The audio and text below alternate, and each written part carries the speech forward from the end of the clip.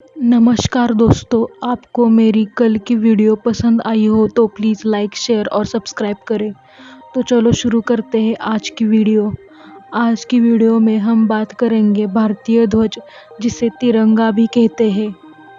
सबसे पहले हम भारतीय ध्वज के इतिहास के बारे में जानेंगे। भारत का तिरंगा ध्वज भारत के स्वतंत्रता संग्राम काल में निर्मित किया गया था।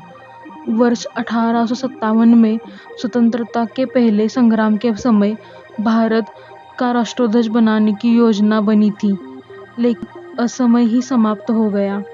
वर्तमान रूप में पहुंचने से पूर्व भारतीय राष्ट्रध्वज अनेक पड़ावों से गुजरा है। प्रथम चित्रित ध्वज 1904 में स्वामी विवेकानंद की शिष्या भगिनी निवेदिता द्वारा बनाया गया था। इस ध्वज को 1606 के अगस्त महीने में पारसी बागान चौक, कलकत्ता में कांग्रेस के अधिवेशन में फहराया गया था। इस ध्वज को लाल, पीले और हरे रंग की क्षैतिज पट्टियों से बनाया गया था। ऊपर की ओर की पट्टी में 8 कमल थे और नीचे की लाल पट्टी में सूरज और चांद बनाए गए थे। बीच की पीली पट्टी पर वंदे मातरम लिखा गया था। भारतीय ध्वज को पेरिस मैडम कामा और 1907 में उनके साथ निर्वासित किए गए कुछ क्रांतिकारियों द्वारा फहराया गया था। कुछ लोगों की मान्यता के अनुसार यह 1905 में हुआ था। यह भी ध्वज जैसा ही था। इसमें सबसे ऊपर की पट्टी पर केवल एक कमल था, किंतु साथ में सप्तर्षियों को दर्शाते थे। ध्वज बर्लिन में हुए समाजवादी सम्मेलन में भी प्रदर्शित किया गया था। 1917 में भारतीय राजनीतिक संघर्ष ने एक निश्चित मोड़ लिया। डॉक्टर एनी बेसेंट और लोकमान्य तिलक ने घरेलू शासन आंदोलन के दौरान तृतीय चित्रित ध्वज को फहराया। इस ध्वज में 5 लाल और 4 हरी क्षैतिज पट्टियां थी। एक के बाद ऐसे करके वो पट्टियां थी और सप्तऋषि के 7 तारे इसमें बनाए थे। ऊपरी किनारे पे यूनियन जैक था। एक कोने में सफेद अर्धचंद्र और सितारा भी था। कांग्रेस के सत्र बेजवाड़ा अभी का विजयवाड़ा में किया गया। यहाँ आंध्र प्रदेश के युवक पिंगली वेंकैया ने एक झंडा बनाया।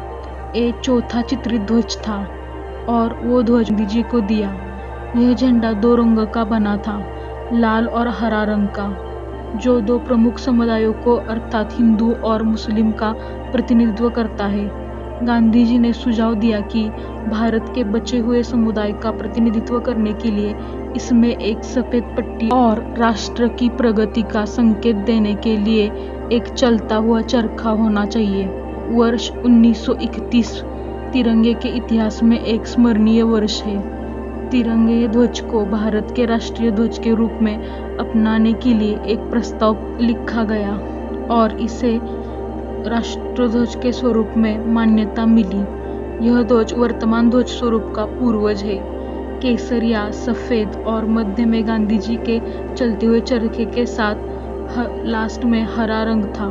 22 जुलाई 1947 को संविधान सभा में तमाम ध्वज को भारतीय राष्ट्रध्वज के रूप में अपनाया। स्वतंत्रता मिलने के बाद इसके रंग और उनका महत्व बना रहा। केवल ध्वज में चलते हुए चरखे के स्थान पर सम्राट अशोक के धर्मचक्र को स्थान दिया गया। इस प्रकार तिरंगा ध्वज अंततः स्वतंत्र भारत का ध्वज बना। हमने हमारे तिरंगे ध्वज का इतिहास तो देख लिया। अब हम अभी के ध्वज की बात करेंगे। भारत के राष्ट्रीय ध्वज की ऊपरी पट्टी में केसरिया रंग है, जो देश की शक्ति, साहस, क्रांतिकारियों के खून और संतों का प्रतीक है। बीच की पट्टी का श्वेत यानी सफेद रंग धर्मचक्र के साथ शांति और सत्य का प्रतीक माना जाता है। निचली हरी पट्टी उर्वरित वृद्धि और भूमि की पवित्रता को दर्शाती है। पट्टी पर बने चक्र को धर्मचक्र कहते हैं। इस धर्मचक्र को विधि का चक्र भी कहा जाता है।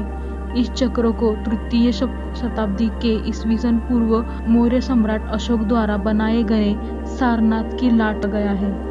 इस चक्र में 24 अरों या तिलियों का अर्थ है कि दिन रात्रि के 24 घंटे। जीवन गतिशील है और रुकने का अर्थ मृत्यु है। राष्ट्रीय झंडा निर्देशीकरण के अनुसार झंडा खादी में ही बनना चाहिए। यह एक विशेष प्रकार है से काते गए कपड़े से बनता है जो महात्मा गांधी द्वारा लोकप्रिय बनाया गया था। इन सभी विशेषताओं को व्यापक रूप से भारत में सम्मान दिया जाता है। भारतीय ध्वज संहिता के द्वारा इसके प्रदर्शन और प्रयोग पर विशेष नियंत्रण है। 20 जनवरी 2002 को भारतीय ध्वज संहिता में संशोधन किया गया और स्वतंत्रता के कई वर्ष बाद भारत के नागरिकों को अपने घरों, कार्यालयों और फैक्ट्रियों में केवल राष्ट्रीय दिवसों पर बल्कि सभी दिन बिना किसी रुकावट से फहराए जाने की अनुमति मिल गई। अब भारतीय नागरिक राष्ट्रीय झंडे को कहीं भी और किसी भी समय फहरा सकते हैं, बस कि वे ध्वज की संहिता का कड़ाई से पालन करें और तिरंगे के सम्मान में कोई कमी न आने दें। सुविधा की दृष्टि से भारतीय ध्वज संहिता 2002 को 3 बातों में बांटा गया है। संहिता के पहले भाग में राष्ट्रीय ध्वज का सामान्य विवरण है। संहिता के दूसरे भाग में निजी संगठनों, शैक्षणिक संस्थानों आदि के सदस्यों द्वारा राष्ट्रीय ध्वज के प्रदर्शन के विषय में बताया गया है। संहिता का तीसरा भाग केंद्रीय और राज्य सरकारों तथा उनके संगठनों और अभिकरणों द्वारा राष्ट्रीय ध्वज के प्रदर्शन के विशेष नियम में जानकारी देता है। अब हम देखेंगे विधानसभा में जो नियम लागू हुए ध्वज कैसे फहराया जाता है इसके ऊपर। राष्ट्रीय ध्वज को शैक्षणिक संस्थानों में ध्वज सम्मान की प्रेरणा देने के लिए फहराया जा सकता है। विद्यालयों में ध्वज आरोहण में निष्ठा की शपथ शामिल की गई है। किसी सार्वजनिक, निजी संगठन या एक शैक्षणिक संस्थान के सदस्य द्वारा राष्ट्रीय ध्वज का आरोहण दिनों और अवसरों, आयोजनों पर अन्यथा राष्ट्रीय ध्वज के सम्मान और प्रतिष्ठा के अनुरूप अवसरों पर किया जा सकता है। नई संहिता की धारा 2 में सभी निजी नागरिकों को अपने परिसरों में ध्वज फहराने का अधिकार देना स्वीकार किया गया है। इस ध्वज को सांप्रदायिक लाभ, पर्दे या वस्त्रों के रूप में उपयोग नहीं किया जा सकता है। जहाँ तक संभव हो इसे मौसम से प्रभावित हुए बिना सूर्योदय से सूर्यास्त तक फहराया जाना चाहिए। इस ध्वज को आशयपूर्वक भूमि, फर्श या पानी से स्पर्श नहीं कराया जाना चाहिए। इसे वाहनों के हुड ऊपर और बगल या पीछे, रेलों, नावों या वायुयान पर लपेटा नहीं सकता। अन्य ध्वज या ध्वज पट को राष्ट्रीय ध्वज से ऊंचे स्थान पर लगाया नहीं जा सकता है। तिरंगे ध्वज को वंदनावार ध्वज पट या गुलाब के समान संरचना बनाकर उपयोग नहीं किया जा सकता। ये सारे नियम, अगर आप इन सारे नियमों का पालन करते हुए आप राष्ट्रध्वज को अपने घर के ऊपर भी लगा सकते हैं। आई होप गाइज आपको मेरी आज की वीडियो पसंद आई हो। आपको कोई टॉपिक या गेम सजेस्ट करनी हो तो प्लीज़ कमेंट करें। अगर वीडियो पसंद आई हो तो शेयर और चैनल को सब्सक्राइब करें। Thank you so much.